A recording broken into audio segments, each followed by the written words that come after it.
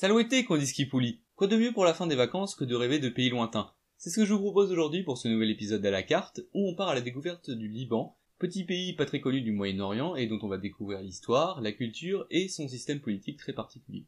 C'est parti.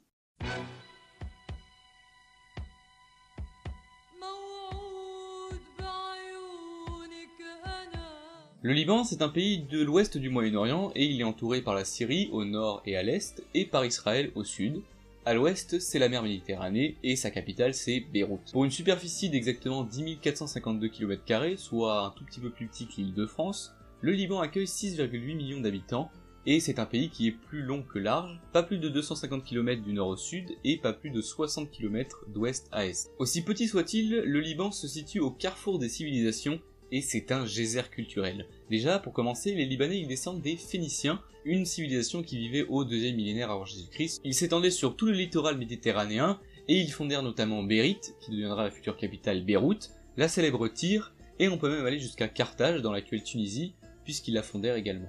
Ils se font conquérir difficilement d'abord par les armées d'Alexandre le Grand, puis par l'Empire romain. Par la suite, un éclatement confessionnel apparaît au début du Moyen-Âge, des Druzes, des chrétiens, des musulmans, et c'est ce qui donne au Liban, qui n'est pas encore un état à ce moment-là, une formidable mosaïque. Enfin, l'Empire ottoman englobe le Liban au XVIe siècle, et ce sera comme ça jusqu'à la Première Guerre mondiale. Car oui, à la fin de la guerre, l'Empire ottoman étant dans le camp des vaincus, tout comme l'Allemagne et l'Autriche-Hongrie, l'Empire est démantelé. Et du coup, l'Empire ottoman, il était immense, il y avait une pléthore de peuples sous le joug de cet empire, et il voit le territoire redessiné par les Européens vainqueurs. La France ayant inclus le Liban dans sa zone d'influence suite aux accords secrets de Sykes-Picot en 1916, prévoyant le partage de l'ouest du Moyen-Orient entre Anglais et Français, la France crée l'État du Mont-Liban en 1920, et dès lors la zone reste administrée par les Français. L'indépendance libanaise, elle est acquise en 1943, en pleine Seconde Guerre mondiale.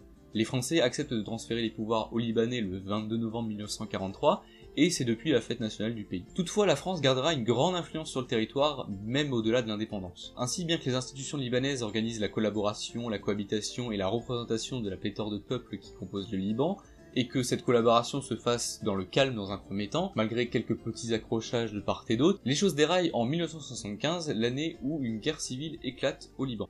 Pour faire simple, parce que c'est vraiment un conflit complexe, j'en ferai pourquoi pas une prochaine vidéo, il y a deux problèmes. Le premier, c'est la présence de plus en plus importante de Palestiniens sur le territoire. Comme j'ai dit plus tôt, le Liban partage une frontière avec Israël, et les nombreux conflits entre Israéliens et Palestiniens, et même le monde arabe en général des années 60, ont fait que beaucoup de Palestiniens ont fui Israël. Le deuxième problème, c'est les communautés religieuses qui se sentent toutes lésées vis-à-vis des autres au niveau du partage des pouvoirs, des influences, etc.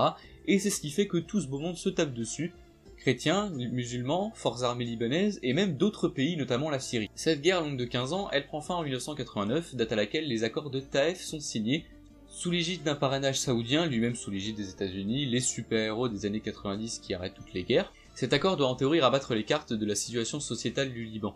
Et ça marche plutôt bien puisque le pays retrouve un certain calme dans les années qui suivent. Toutefois, deux problèmes subsistent. Le premier, c'est la présence syrienne dans le pays depuis la fin de la guerre civile, qui commence à gonfler certains Libanais. Et dans un climat politique relativement tendu, en 2005, le premier ministre Rafik Hariri est assassiné. Et l'attentat est attribué à...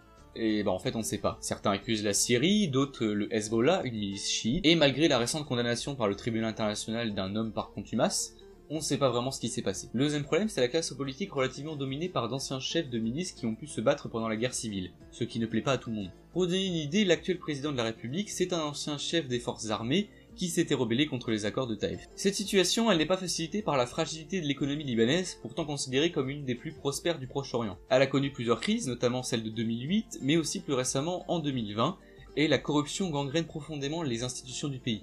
D'ailleurs, on se plaint, nous, de Balkany, mais je peux vous dire qu'à côté de ça, Balkany, c'est Robin des Bois.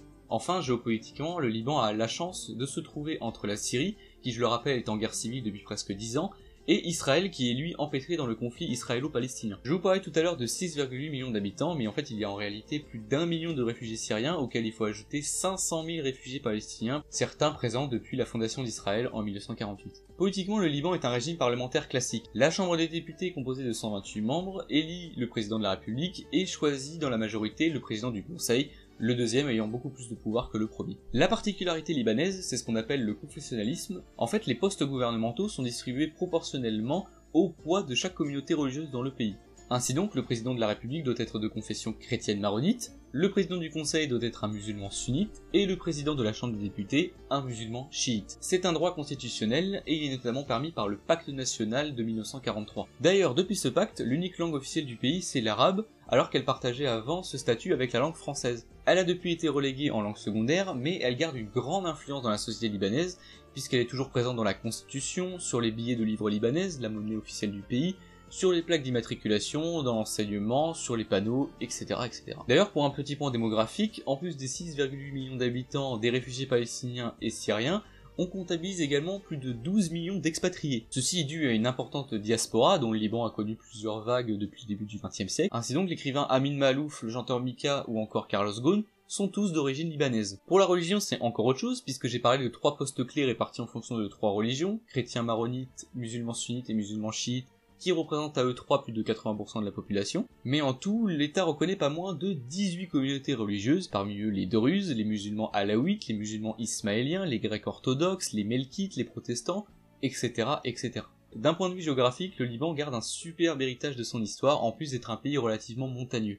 Il y a le mont Liban, le massif le plus important du pays qui culmine à plus de 3000 mètres d'altitude, mais aussi les villes antiques de Baalbek et Tyr, des anciens bastions phéniciens. Il y a aussi les forteresses de Beaufort et Batroun, en héritage des croisades qui sévissaient dans la région. Il y a d'ailleurs Tripoli, la deuxième ville du pays, à ne pas confondre avec Tripoli, la capitale de la Libye, qui possède également sa forteresse des croisades. Et enfin la capitale Beyrouth, forte de 2 millions d'habitants, une place forte financière avec son célèbre quartier Jeemaïsé, j'espère que je le prononce bien d'ailleurs, où on peut y voir des centaines de commerces et qui possède également son patrimoine historique. D'ailleurs la devise de la ville en arabe, je vais essayer de la lire, c'est Alf Mara Tadamaret, Alf Mara Taem Maret, ce qui signifie, en français, 1000 fois détruite, 1000 fois reconstruite. De quoi quand même être optimiste suite aux récents événements tragiques. Enfin, le pays bénéficie d'une super ouverture sur la mer et un certain art de vivre, où tout le monde a entendu parler du célèbre taboulé libanais, des falafels, des baklawas, du shawarma, qui sont tous originaires du Liban. Absolument magnifique et injustement inconnu, si vous avez eu l'occasion d'aller au pays du cèdre, je vous le dis franchement, foncez. Je vous remercie d'avoir regardé cette vidéo, elle risque d'être un petit peu plus longue que d'habitude, mais je peux vous assurer que le sujet me tenait vraiment à cœur, comme vous pouvez le voir. Évidemment, si ça vous a plu, vous pouvez mettre un petit poliché sur Zoom, et si ce n'est pas encore fait, vous abonner. La musique du jour, c'était un composé de plusieurs musiques libanaises. Quant à moi, je n'ai pas oublié mes vieilles habitudes romaines, et je vous dis, saluete, kundiski puli.